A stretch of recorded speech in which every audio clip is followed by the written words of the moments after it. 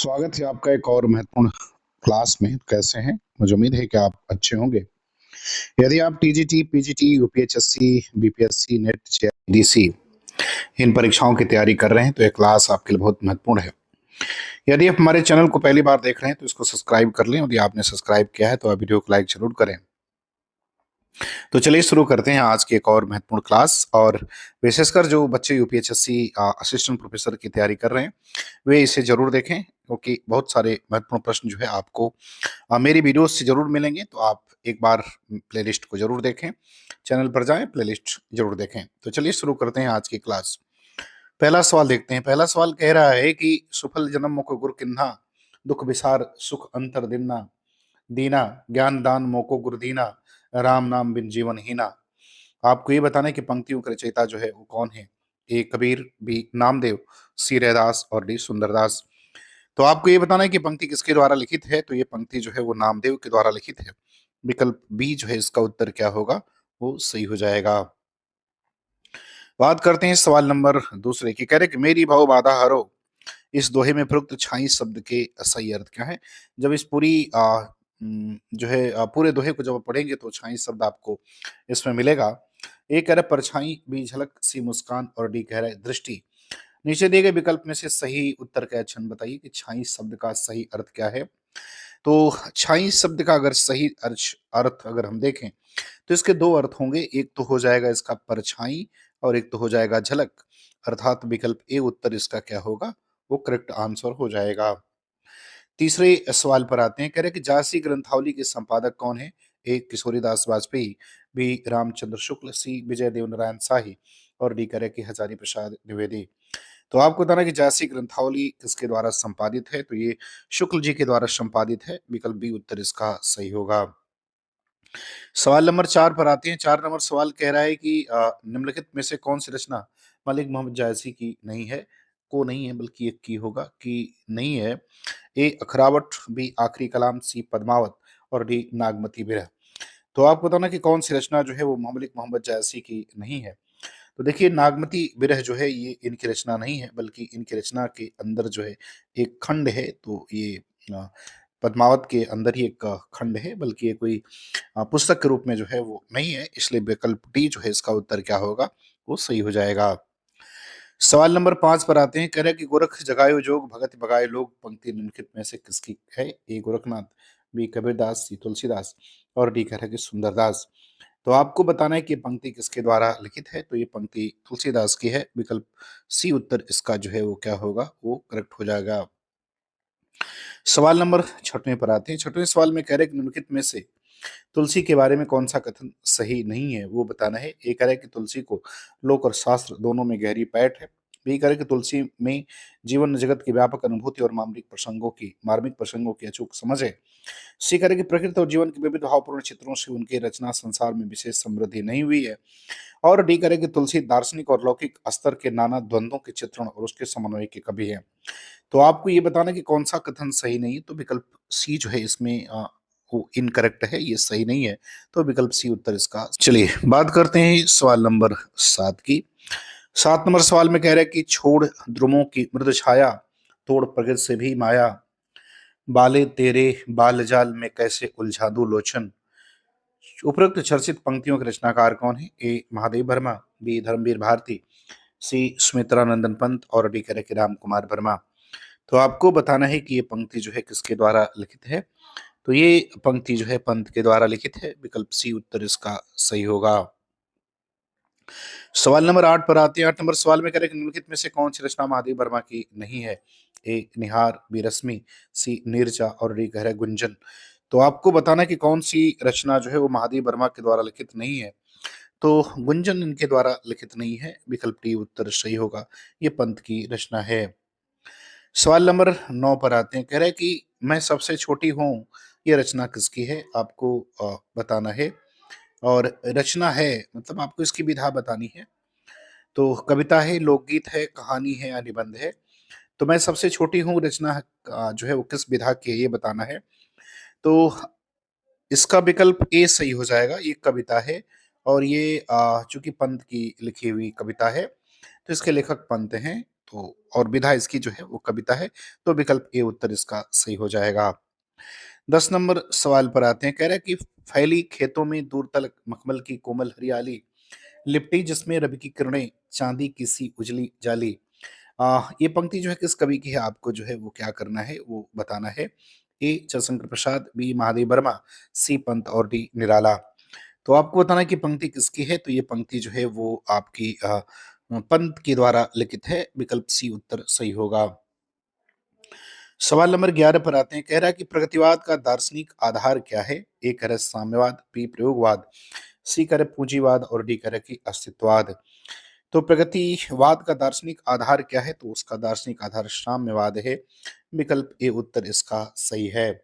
चलिए बात करते हैं सवाल नंबर 12 की, कह रहा है कि हरिओ जी द्वारा लिखित भूमिका के अनुसार हरिओ जी परिप्रवास का नाम पहले क्या रखना चाहते थे? ए गोपी वियोग, बी गोकुल कलेश, सी राधा कृष्ण लीला और डी करें ब्रजांगना विलाप। तो आपको ये बताना है कि हरिओ जो जी द्वारा लिखित जो प्रिय प्रवास है, जो हिंदी खड़ी बोली का पहला महाकाव्य माना जाता है, उसका नाम वो पहले क्या रखना चाहते थे, जो उन्होंने अपनी भूमिका में बताया है।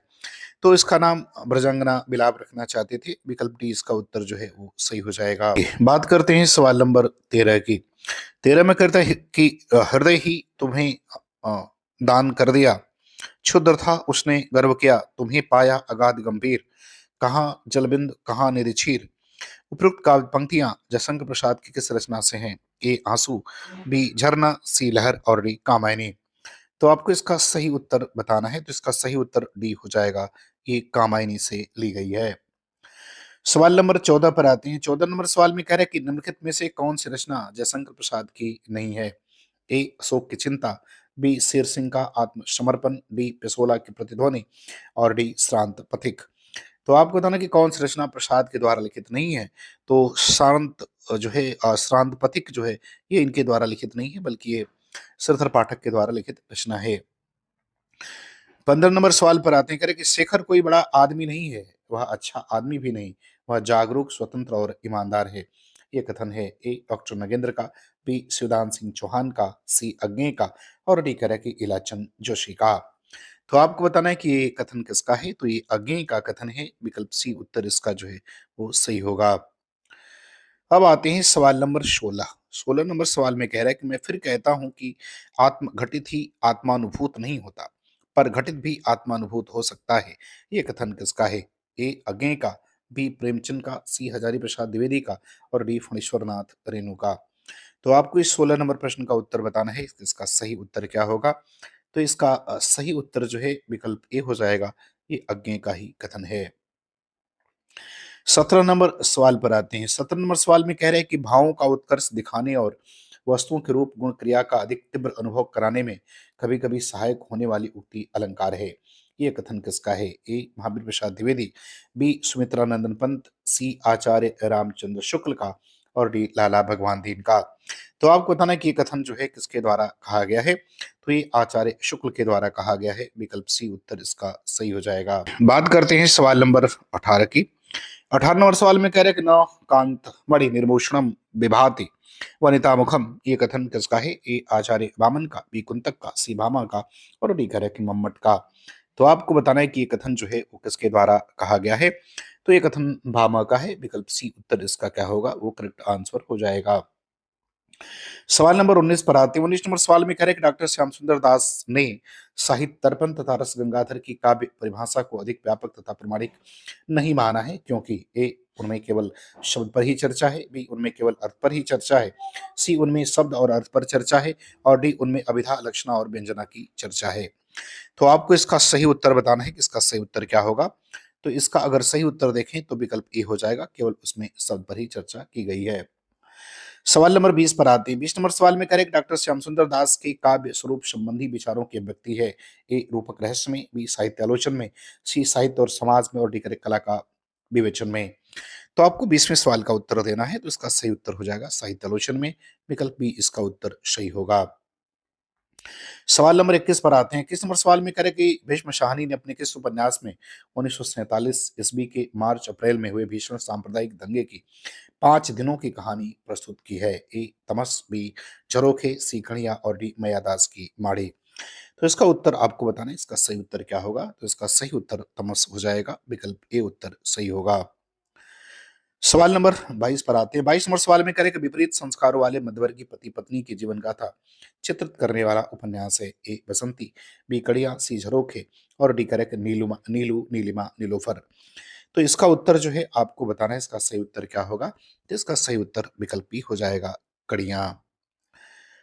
अब आते हैं सवाल नंबर 23। 23 नंबर सवाल में कह रहा है कि भीष्म साहनी ने अपने किस उपन्यास के माध्यम से 3 पीढ़ियों की सामाजिक सांस्कृतिक चेतना के क्रमिक विकास का प्रमाणिक इतिहास प्रस्तुत किया है?